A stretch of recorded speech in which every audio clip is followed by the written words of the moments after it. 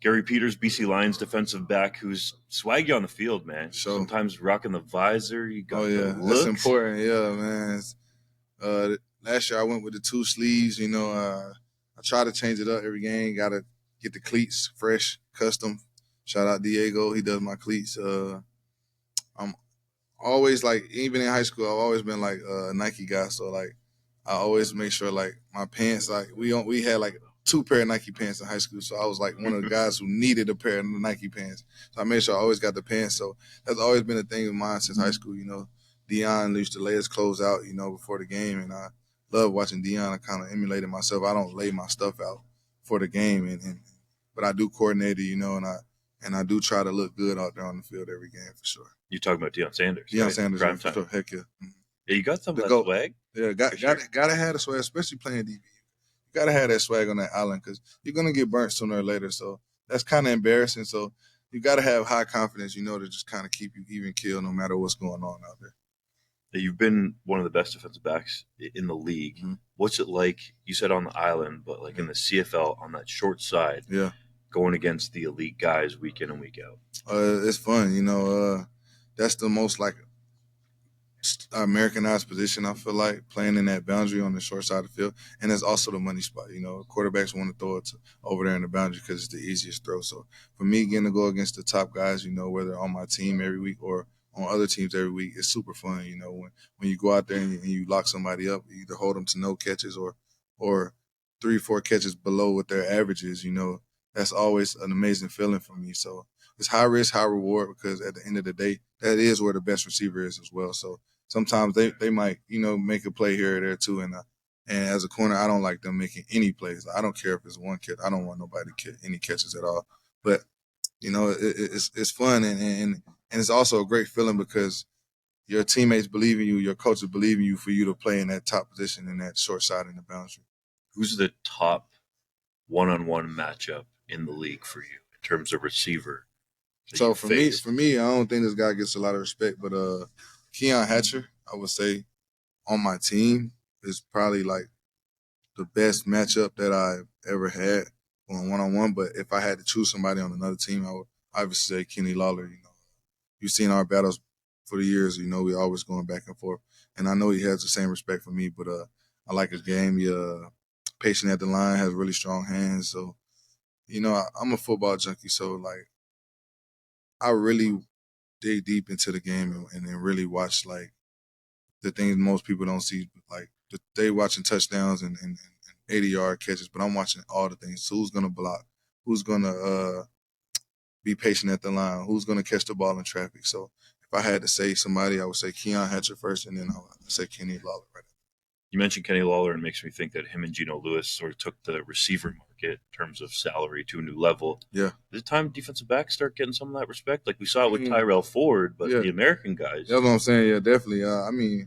We're supposed to we're guarding the top receivers, and if you go into a game like and you hold a receiver to no catches, like you say, Geno's the top guy getting paid all this money, but we played it in the game, and I don't think Geno's ever done this. I've held him to no catches. So if you got a guy that's getting paid that much money, and a DB is able to hold these guys who are paid at such a high level to no catches or one catch in the game, it's kind of like, is our worth not just as much worthy as their worth, because it's like you're paying them to go out there and catch the ball, but I'm going out here and I'm stopping them from catching the ball. So it's just like, I don't know how it is. The NFL is kind of the same way, you see guys, they're getting paid upwards $40 million now. You would never even think that's almost quarterback money. But the fans want to see the offense. They want to see the offense score touchdowns. They want to see the offense make plays, and that's understandable, but we got to close the gap a little bit. Come on. Yeah, that's what I was curious about, because you see the receiver market. Like Geno Lewis last year was making $320,000. Exactly. Kenny Lawler was close to $300,000. Mm-hmm. He could potentially get over that in his new contract that he signed with Hamilton. And then among DBs, you have Tyrell Ford, who took that market to a new level, over $200,000. Mm-hmm. But the rest of the guys and premier guys like yourself are still far off that. Yeah, way off that. And it's no knock to Kenny or Geno. Those guys deserve their money. We're not saying that at all, but we do as well, especially we're covering the top guys who are getting paid all this money, and the pay gap is not even substantial enough to where like I think things are even. You want to say things haven't been even. So for us, it's not even the fact that we need to get paid as much as a receiver because we understand it's an offensive league, but DBs should definitely be getting paid a lot more than they're getting paid. Because even if you look at a guy like me, okay, I'm one of the top guys in the league in American, and I'm not getting paid nowhere near close to what the top receivers are getting paid. But if you take and look at a tier, the next wave even below me, like if I'm not getting paid close to what those guys are getting paid, imagine the DBs who aren't quote unquote the best DB in the league. What are they getting paid? So it's just like a receiver may make 300, 250, and average receiver may still make 150 or make more than the top corners in the league or the top DBs in the league. I don't think that's right. I feel like things should be more even. You make a good point. Do you think Roland Milligan Jr. winning Most Outstanding Defensive Player as a defensive back can help that argument? I mean, it could if they was to pay him. I don't know how much he got paid, but I'm pretty sure it ain't over 200K. You know, so once DBs start getting paid, what I feel like they should be getting paid, then I can make that case or that argument that person can change that. But if they go out and have a defensive player of the year season and then the market comes in there, they accept 150, 160, like that's not helping us at all. True. So that's one of the main things. We just kind of got to come together, you know. And at the end of the day, we have a salary cap, you know, but that money should be allocated to the DBs just as much as it should be to any other position. What was last season like for you and the team in terms of hype, hosting the Grey Cup, and then ultimately not being able to get there? It definitely sucks, you know. Put in all that work, you know. We came up for a mini camp. I remember during the offseason, we did a lot of Zoom calls. We had so many talks, you know. So much good energy around the city, you know, just understanding that we're going to host the Grey Cup. And then for me to watch the Grey Cup being played on TV in BC Place, it was kind of tough to watch that, you know, just to know like Winnipeg's there every year, and then Toronto is playing in our stadium. Those two teams are playing in our stadium. One of those teams are in our home locker room, and they're about to celebrate a trophy. It's kind of a bummer, you know. And a lot of things happened throughout the season. You know, we started the season with VA as a quarterback, and then Nate kind of came in, so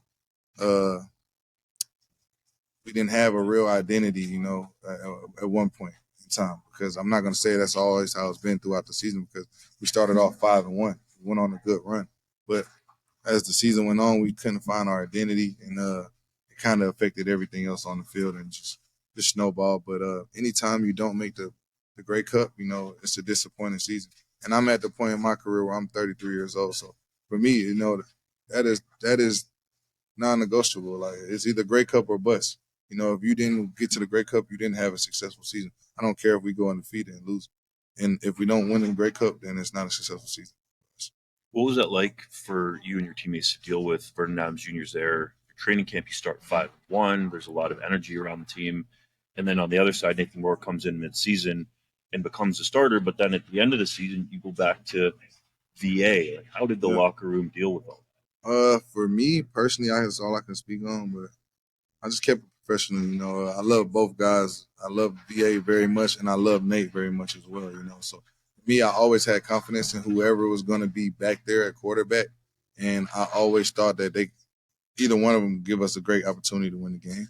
But you can also see like other guys that it may have affected them in the locker room. You know, whether it was VA guys, you know, Nate's guys, or some people didn't like the way upstairs handled things. You know, but it's human nature for you to be like that, but at the end of the day, like we're here to do a job. You know? So that's all I've ever done is been locked in on my job and what I need to do.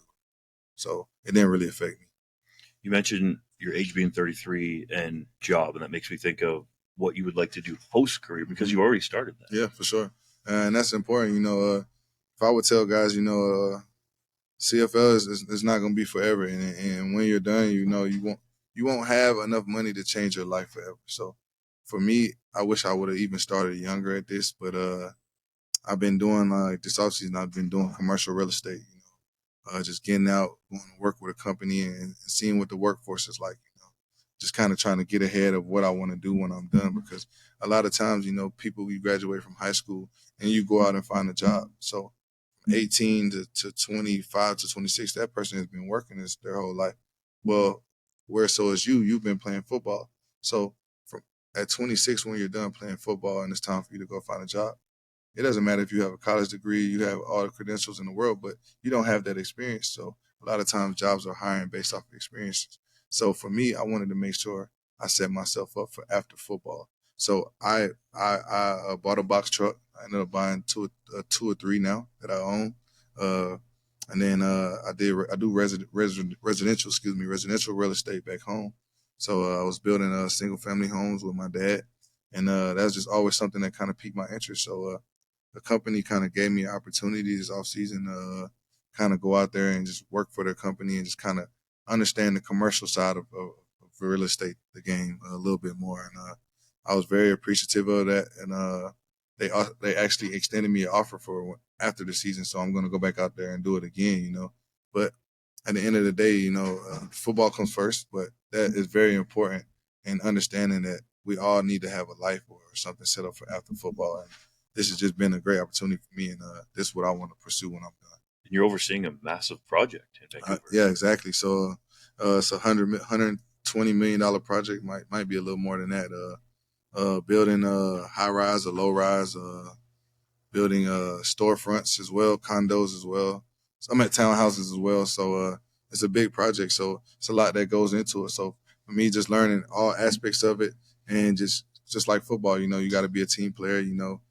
I'm over my group of people, which like in the secondary, I'm over my DB. So it kind of translate, from football to the workforce, and football has only helped me that much more to be able to be set to be able to pursue these opportunities and dominate these opportunities as well. But I actually love doing it. That's awesome, man. Yeah, where's back home for you in the residential business that you started? So Atlanta, Georgia is where I live at. Yeah, so that's where you have a couple of box trucks, you said? That's where I had the box trucks at as well. So my box trucks, they do all the deliveries for like appliances for like Home Depot and Lowe's. And I kind of just got into that like during COVID, because it's just like football, there was no football season. A lot of guys, like, they won't say it, but like football too, you make enough money, but not enough money to take care of your whole family. And that money that you make a lot of times only sustains you from the end of the season to start of the next season. So once COVID came, we ended up not even having a season. So you kind of like had to kind of like figure out what it is you wanted to do, just in case we didn't even know if the CFL would come back, just in case there were no CFL. So for me, that was a great opportunity for me to jump into another lane and try to explore other opportunities, and just take off that football hat for a little bit.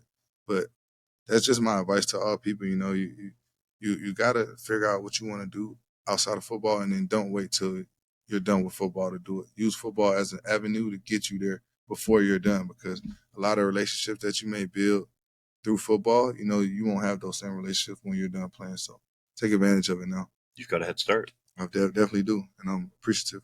On the field this season, you have a new defensive coordinator. Mike Benavides goes from special teams coordinator to defensive coordinator. Right. And your old defensive coordinator, Ryan Phillips, stays on staff. What's that dynamic going to be like? So I've had Benny already before as a coach. So he was actually my first, when I got to Edmonton, he was my first defensive coordinator. So I kind of know how he is. And then him and RP, he coached RP as well. So, we're all from the same tree. So, it's going to work out very well. Benny is a fired up guy. He's always super fiery. And RP is a really smart, cerebral guy, very high IQ. So I feel like they're only going to help each other to get that much better and make our defense that much better.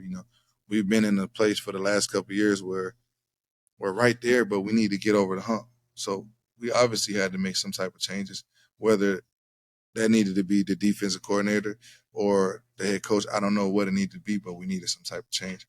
But in my opinion, I feel like RP and Benny together in the same staff, in the same room, is only going to make us that much better as a defense. What's your communication been like with Buck Pierce, your head coach? So when Buck Pierce got the job, he called me like the first week, and he just fired up. You can tell he's grateful for the opportunity.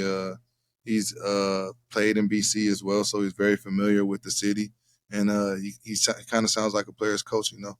But you can also tell that he's turning the program around. You know, we already had plenty of talks of things we want to do during practice. I don't want to just put that out there on the air, but things we want to do at practice, his expectations of me, his expectations of the defense, and just having that open line of communication with him, you know, has been fun. It's been cool so far. So I'm excited to see what he brings to the team. You know, I've always sat back and watched him from afar and admired him. You know, his play calling, his schemes, his IQ for the game. I've always admired that. So for him to finally be on my side and kind of drop some gems on how we can get over the hump, you know, I'm super excited.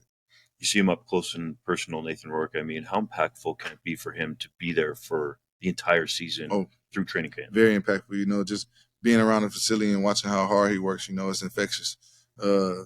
He's more vocal than I've ever seen him.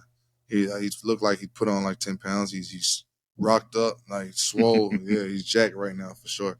And he's holding everybody accountable, you know, whether that's the equipment staff, whether it's the training staff or the players and the coaches. You know, the quarterback is the most important piece on your team. As he's the leader, as he goes, the team will follow.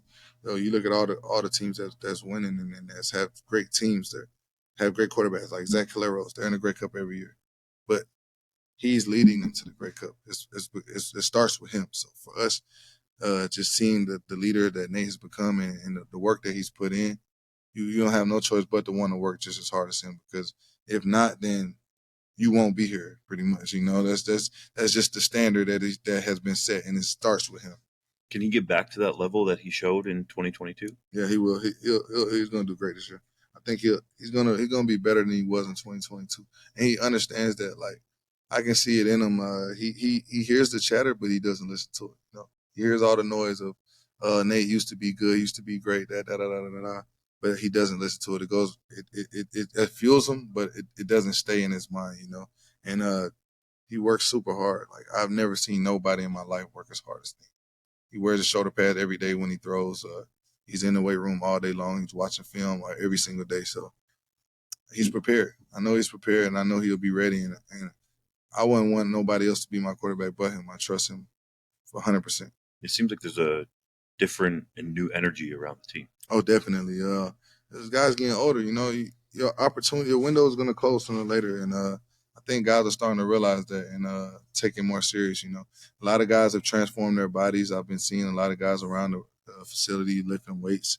A lot of guys understand the game that much more because the players in the CFL, like, they change every year, but the top guys have been the same for like the last couple of years. Like, the guys that you face every week, you're gonna know them because you probably faced them last year. So just like understanding the game, understanding what guys like to do more, you can just see that guys watching film more, and also the energy that upstairs is bringing. You know, they want us to be a lot more physical, a lot more driven. So you can see the energy from top all the way down changing. So it's just like, it's only going to help our team, you know. And Omar's doing great things for us.